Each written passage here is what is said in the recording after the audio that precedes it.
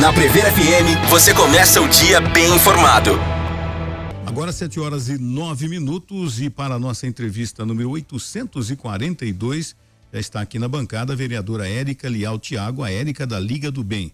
Vereadora, bom dia, satisfação em tê-la aqui. Bom dia, é um prazer falar com todos e poder falar um pouquinho com a população também. Vereadora, como todo mundo ficou horrorizado, acredito que a vereadora, que há muito tempo tem essa bandeira, né, com relação aos animais, né, ao bem-estar animal, o que aconteceu com o cachorro orelha lá em Santa Catarina, né? E a gente, lembrando disso, a gente sabe que em Botucatu tem leis específicas, né, contra os maus tratos aos animais. Eu gostaria que a senhora falasse a respeito disso, né? E o que mais pode ser feito para que o que aconteceu em Santa Catarina não aconteça aqui em Botucatu?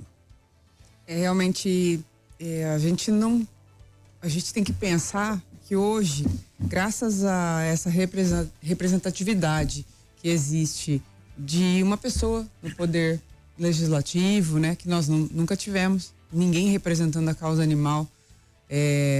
Isso aconteceu na outra legislatura, que nós tivemos a presença de 2 vereadores da causa animal.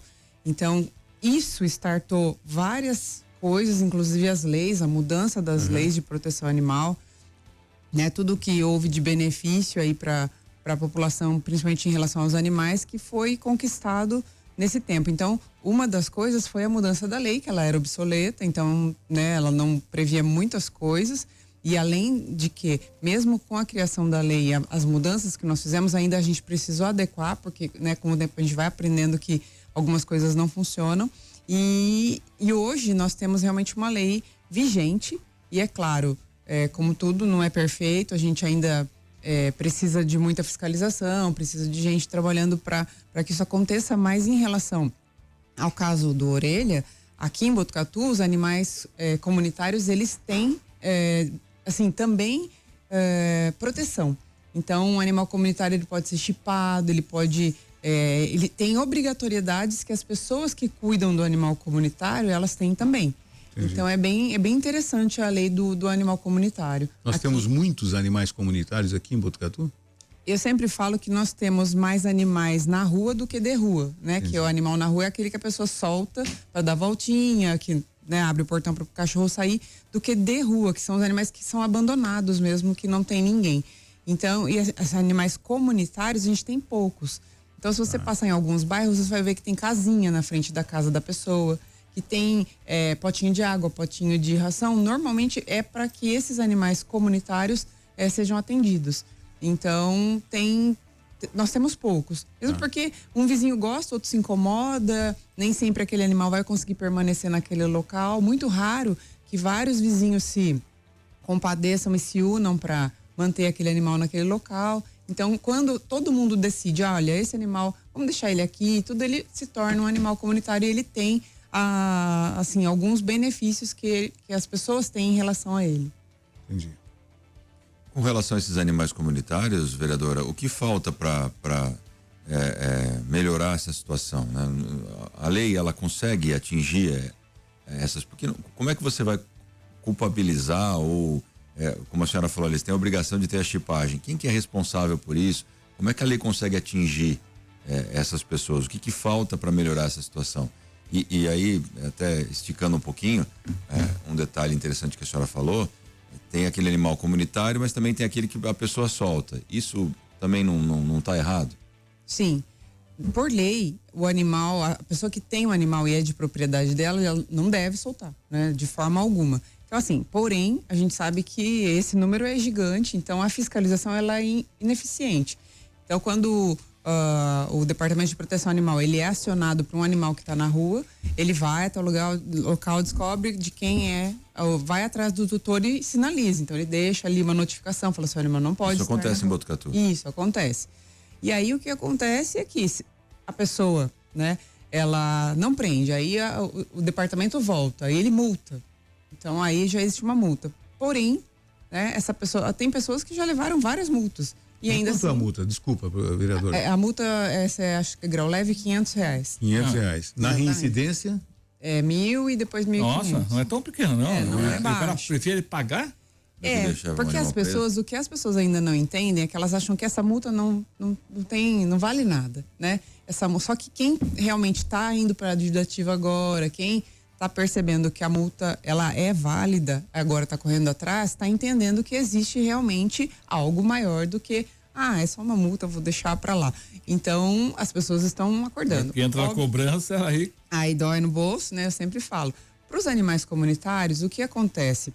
A gente, quando realmente é definido, aquele animal é comunitário, ninguém vai recolher, mas todo mundo naquela rua cuida, então ele é chipado, para que saiba que bairro ele é chipado, né, como animal comunitário.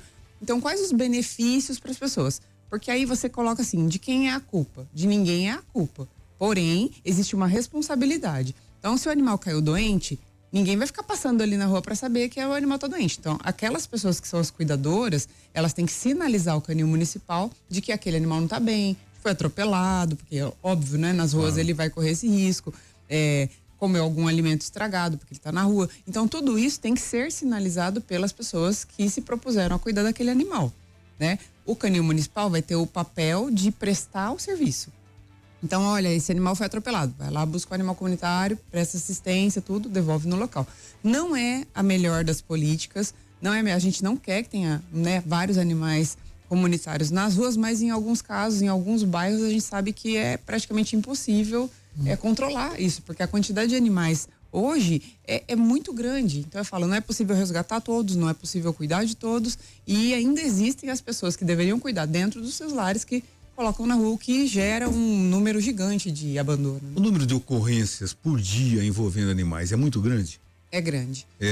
A gente... O que é ser grande em termos de ocorrência? O que é abandono, maus tratos, em termos de números? Segundo, né, os dados que a gente tem de canil municipal, eles recebem em torno, né, média de 80 chamados por dia. Por dia? Por dia. É muito. Chamados para que sentido? Que se pra de resgate? Para tudo. Tanto DPA, Departamento de Proteção Animal, para maus tratos, canil municipal, para atropelamento, cachorro no cio, filhote na rua. Abandono também. Abandono, o Departamento de Proteção Animal, eles recebem muitos chamados, muitos. Então é complicado, porque aí até você encontrar o dono, descobrir se não tem. Mas é cada 15 minutos, do dia todo, 24 horas. Muito. Quer dizer, então, às vezes e nem funciona a noite inteira, funciona aqui, horário comercial só lá? Só hora, então, não, é plantão, agora tem plantão 24 horas. 10 porém, por hora? Né, é bastante, gente, é um número... Vereadora, você que atua há muito tempo, né, na proteção animal, né? Por exemplo, eu vivi, coincidentemente, né? Eu acho que esse cachorro não sabia, né? Que nós teríamos essa entrevista, mas à madrugada eu ouvi, eu tenho um ouvido fantástico. Eu ouvi um cachorro uivando a noite inteira. O que acontece, por exemplo, se eu ligar, aonde eu ligo 3 horas da manhã, faltando 10 minutos para acordar, que eu acordo 3h10 todo dia, para quem que eu ligo? Porque assim, se aquele cachorro uivou a noite inteira, acredita-se que não tinha ninguém na casa. Mas tinha. Depois eu constatei que tinha. Eu ligo para quem? Porque se ele não está incomodando os donos, os tutores, a vizinhança não consegue dormir. E aí? O barulho, ele é algo complicado, porque a gente tem um exemplo. Essa semana nós tivemos um animal que foi resgatado, ficou 10 dias na casa e morreu por falta do alimento. Ele foi resgatado, porém ele morreu. Não tinha ninguém na casa? Não tinha ninguém na casa, ficou 10 dias na casa sozinho e era um cachorrinho de raça. Então o que acontece? Esse cachorro chorou. Provavelmente ele chorou, ele pediu.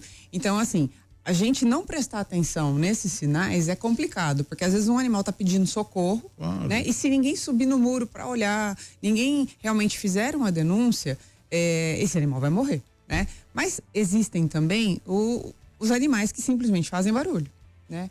Isso é uma coisa de cada tutor. Então eu sempre falo que é uma condição que, se você vai precisar fazer a denúncia, claro, né? Para o canil municipal, que vai, se tiver o endereço, ele vai até o local para verificar o que está acontecendo, ou o Departamento de Proteção Animal pode também fazer a denúncia na polícia por conta do barulho, porque é fora do horário. E assim, muito provável que não aconteça nada em relação à punição do tutor, mas pelo menos a averiguação de qual é a situação daquele animal. Entendi. Porque tem animal que tá chorando porque tem um problema, e tem animal que tá chorando porque às vezes é um filhote, porque, sei lá, ele tinha outro cachorro junto que morreu e agora tá sentindo a falta. Existem várias coisas que fazem o animal ficar chorando por bastante tempo, mas é o que a gente não pode deixar que isso seja um risco para ele, né? Como são interessantes esses cachorros independentes que são donos dele mesmo. Eu me lembro de uma história, uma vez, numa das caminhadas que eu fiz com o Papa Trilha, nós saímos de Bofete até Botucatu. E lá na praça, um desses cachorros começou a me seguir. Por mais que eu tocasse ele, mandasse ele voltar, não. Ele veio de Bofete até Botucatu comigo. E ele ficou alguns meses ali na empresa, ali com a gente, nós cuidamos dele. Passou um belo dia, ele acordou, levantou e foi embora, né? Eles têm esse sentimento de independência, né? É estranho isso neles, instigante, né? Sim. Ele veio, me acompanhou, não me deixou tempo nenhum, ficou comigo. 3, 4 meses depois, ele acordou um belo dia e falou, agora eu vou embora. Foi embora. Tem animais que realmente, às vezes a gente chama um adestrador, porque tem animais que não querem ficar presos, que eles estragam tudo, né?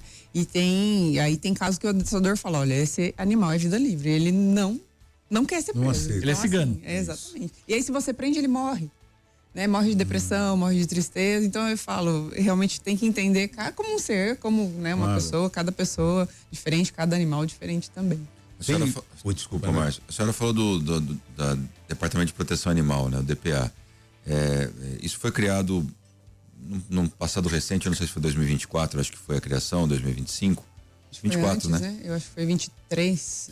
E o que mudou depois da criação desse instrumento? Porque Botucatu passou a ter um outro olhar com relação a isso, né? Quais foram os avanços, do seu ponto de vista, dentro da proteção animal, depois da criação de uma delegacia especializada em crimes contra animais? Eu me lembro quando eu estava em campanha, e eu não entendia também muito da política, do que isso faz a diferença, mas as minhas primeiras conversas, eu me lembro, foi com o Dr. Talamonte, antes de qualquer coisa, né? E eu pedia o apoio, a ajuda, falava, olha, minha bandeira é essa, mas eu preciso de apoio, tudo. E eu lembro dele, na época, ter falado, olha, pode contar com a Polícia Civil, né? Pode...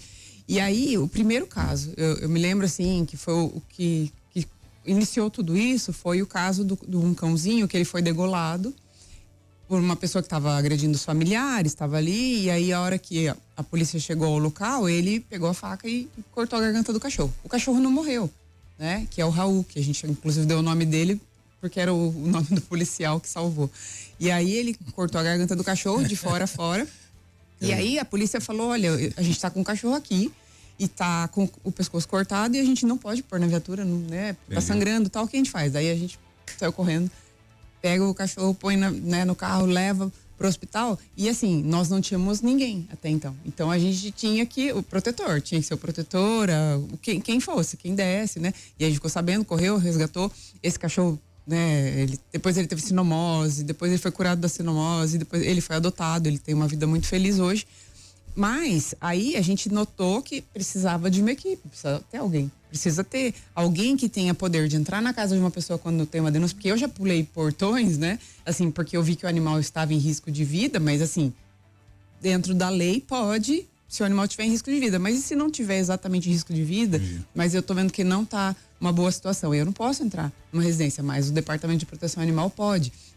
Então existiam coisas que o protetor já não podia mais fazer, e aí a gente começou a entender que havia necessidade de ter um grupo, né, do executivo, do município para isso. E aí foi quando a gente começou a desenhar a criação do Departamento de Proteção Animal. Foi uma coisa conjunta, né, um pensamento conjunto meu, do Palinha e do prefeito Pardini na época, e óbvio, né, que aí é uma coisa que onerava, então precisava vir do município, então a gente criou todo o departamento, passou para o executivo, que enviou de volta a lei para que a gente pudesse aprovar, e graças a Deus ela foi aprovada. Como eu falei, muitas melhorias foram feitas. Eu lembro que na época a gente colocou que a castração seria obrigatória aqui em Botucatu, que foi uma grande discussão, e com o tempo a gente colocou que era obrigatória, mas não tinha multa, não tinha uma penalização.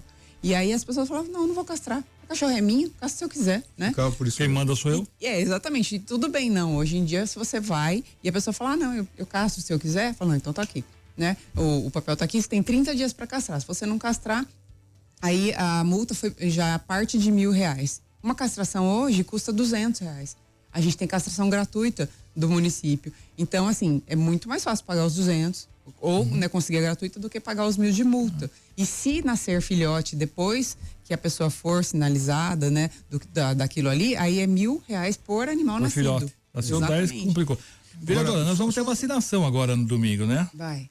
Tem uma Só campanha. priorizar o ouvinte agora, antes de falar da vacinação, o Ellen, tem a pergunta do Márcio, é isso, né? Isso, Márcio Fabra, ele pergunta: bom dia, gostaria de perguntar para a vereadora se ainda tem o projeto Vira Latinhas, que arrecada latinhas de alumínio. Sim, nós temos vários projetos, né, a Liga do Bem, que no caso a gente arrecada tampinha, latinha de alumínio, até o PED, que é aquele plástico, a empresa Fênix, inclusive, ela está fazendo uma parceria com a gente, porque ele até citou, olha, a gente, sem querer, a gente bebe a garrafinha d'água e joga fora, né? E ele falou, e nós gostaríamos de juntar isso tudo. Então aí as pessoas da empresa acabaram não só trazendo a garrafinha de água, mas outras. Então assim, é pouco, né? Eu falo que nós não temos um lugar para guardar, né, muito material, nós não somos uma cooperativa, mas aquilo que a gente vai juntando todo mês já é vendido rapidamente, então vira o dinheirinho que vai ajudar. Então aí a gente passou a ter o Virar Latinhas, que já existe há mais de 8 anos, eu acredito, né? Que é Vira Latinhas, né?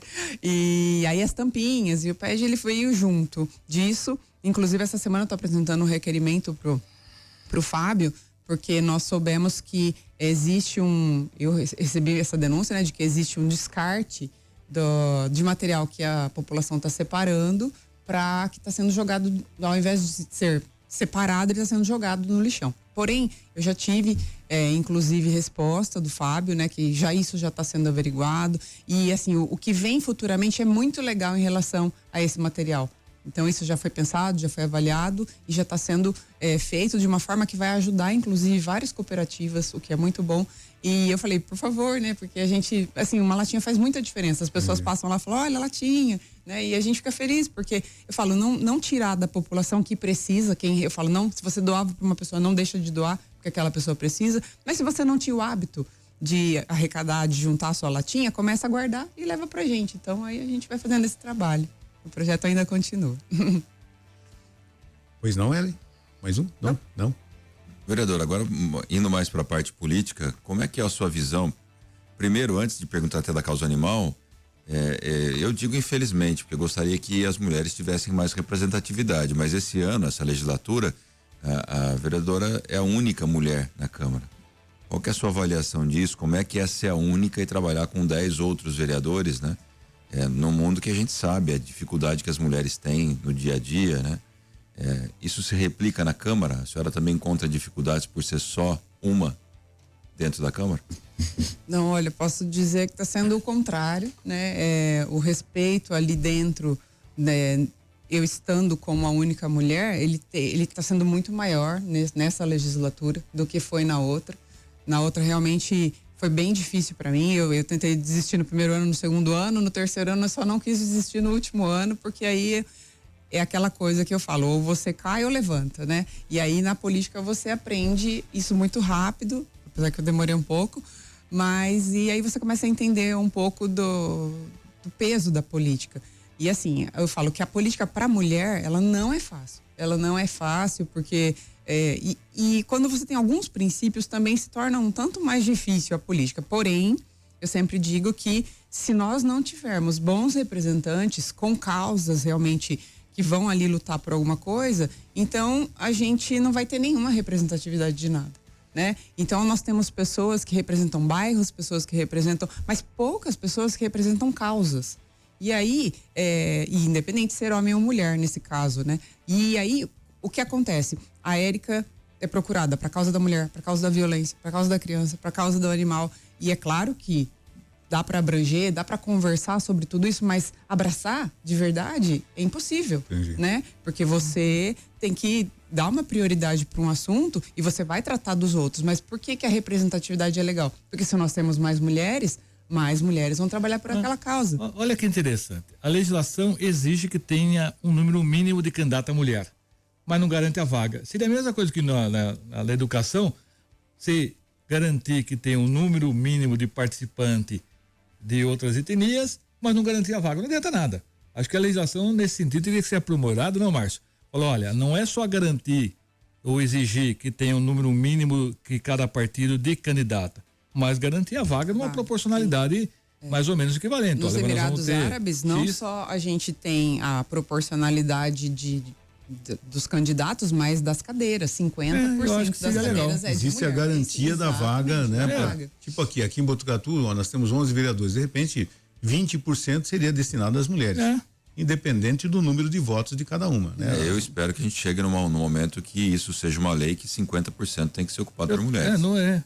Quando for ímpar, tá bom, né? Aí e acompanha-se a proporcionalidade da cidade. Porque olha que incoerência nossa. Me engana que eu gosto, vai. Nós exigimos que tenha que ter no mínimo 30, quanto que é? 30%. 30, olha, exigir que tenha 30% no mínimo de candidata mulher. Muito partido, Márcio, só escreve lá de Araque, eu vou pôr a Ellen aqui só para fechar a chapa. Mas nem quer que a Ellen ganhe, né? Mas eles não garantem depois a cadeira. Então, o estímulo fica menor, né? Porque a competitividade de quem já está no meio, claro que tem uma certa vantagem. Ele sai 5 passos na frente. Qualquer candidato hoje que for sair para qualquer cargo, ele sai 5 passos atrás de quem já está no cargo, porque ele já montou uma estrutura, ele já tem um staff, ele já tem a experiência de uma campanha, porque campanha não é um negócio simples, eu vou fazer campanha. Não, tem toda uma estrutura, tem toda uma técnica, tem toda uma lógica, né? E se você não sabe, é claro, você sai um pouco atrás. Aí eu falo, não, tem que ter candidata, mas não tem cadeira. Não adiantou nada, me engana. Agora, que eu gosto. Vereadora, a mulher vota em mulher? É isso que eu ia falar. E a gente tem a grande dificuldade, porque a gente fala tanto de lutar, de vamos dar a mão, vamos. Eu sempre falo isso nos lugares que eu vou para conversar, e eu falo, olha, a gente só vai mudar a partir do momento em que eu parar de achar que a outra que vai fazer. Que eu não preciso, né? Eu não preciso votar numa mulher, mas vou esperar que a outra vote em mim. Entendi. Então, assim, e eu sempre falo para as pessoas, eu tô aqui falando sobre isso, não tô pedindo voto, gente. Eu não tô falando votem em mim, eu tô falando votem em uma mulher, né? Na que você gosta, na que te representa, mas votem, porque daí a gente vai ter um monte de homem representando as mulheres, e aí a gente não vai poder falar que, olha lá, esses dias eu levantei um ponto que eu falei, olha, um ponto simples, você vai ao posto de saúde, aí você tem um ginecologista homem, e nós sabemos que hoje a agressão, né, em relação à mulher, ela está se tornando gigantesca. Aí uma mulher que sofre agressão, que ela vai para um posto pedir ajuda ou para o pronto-socorro, e ela vai ser atendida por um homem, ela não vai ser atendida. Verdade. Uma porque ela já sabe que se ela voltar para casa, depois o marido não vai aceitar, porque ela sabe que se ela for atendida e o marido aparecer ali, ela vai ter um problema. Então, assim, eu falo, nós temos que pensar em tudo, não nos detalhes. Então, nós temos que ter ginecologistas mulheres nos postos de saúde, porque normalmente os maridos não vão deixar aquelas mulheres serem atendidas por homens. Então, aquela mulher, ela vai ficar doente, porque ela não vai procurar ajuda, e quando ela ficar doente, cara, assim, ter esse nível de ignorância. Muito, muito. Então, assim, ela vai ficar doente, vai gerar um custo muito maior para o município, porque ela deixou para procurar. E essa pessoa, com certeza, não tem condições de pagar um plano mais barato, de ter um plano de saúde para procurar. Então, assim, é muito complicado, porque são pequenos pontos que só mulheres vão sinalizar, que só mulheres vão entender. E aí, é o que eu falo, precisa dessa representatividade. Assim como na causa animal, eu falo, a gente vai ter aí um movimento no domingo, né, pelo Cão Orelha, exatamente, aqui assim, né? Aqui em Botucatu, já faz alguns dias que a gente está desenhando isso, e assim, é importante, porque é o que eu falo, a gente tem que mostrar a força de cada assunto, não é porque é um animal, e nem, né, mas é só um animal, quanto que vocês estão fazendo por conta de um cachorro? A questão que a gente está trabalhando é violência, né, é isso o que o adolescente tem feito hoje em dia, quais são as penas, nós precisamos rever sim, né, a maioridade penal, porque está muito complicado. Hoje, inclusive, eu acabei de ver um menino, acho que é Manaus, que decepou a pata de uma cachorra, um menino de 16 anos. Ele sabe o que ele está fazendo. Nossa. Ele simplesmente viu o cachorro na rua e falou, eu vou cortar a pata da cachorra. E foi lá e fez, né? Entende? Então, assim, é insano pensar que... E aí ele sabe que ele não vai ter uma punição. Então a gente precisa rever isso, não por conta dos animais, mas por conta da violência. Mas domingo agora, tão importante quanto essa sensibilização aí pela orelha, vai ter a vacinação. Vai ter a vacinação. E outro ponto. Vocês têm um censo de quantos animais nós temos, quantos vão ser vacinados? Em Botucatu existe um censo? Aqui nós temos tantos cachorros, tantos gatos, como é que é isso? Não temos um censo. A gente já solicitou, né, ao prefeito Fábio Leite a possibilidade de um censo. Não é fácil, a gente sabe que não é. Mas é importante, é necessário, não é para qualquer política que você vai fazer, você tem que saber de que número que eu estou partindo. O IBGE não tem aproximado? Não, o IBGE não tem essa pergunta. Que coisa, não, né? Que bobeira. Já tá lá na casa, não poderia deu só pra perguntar. incluir, não é verdade? Mas eles falam que não é o papel deles. Inclusive, quando elas vão, você não pode só perguntar. Porque o que muda? Muda tudo, gente. A gente precisa entender quantos animais não estão castrados, qual é o tipo de campanha de castração e que bairros a gente precisa atingir mais, né? Quando vai falar de castração, porque às vezes fala de castração só o centro está sabendo, né? Os bairros realmente que precisam da castração não vão ser atingidos. Então, saber quantos animais são vacinados, toda essa logística e tudo que envolve a política pública, ela precisa do entendimento. A gente precisa entender o que está acontecendo para suprir.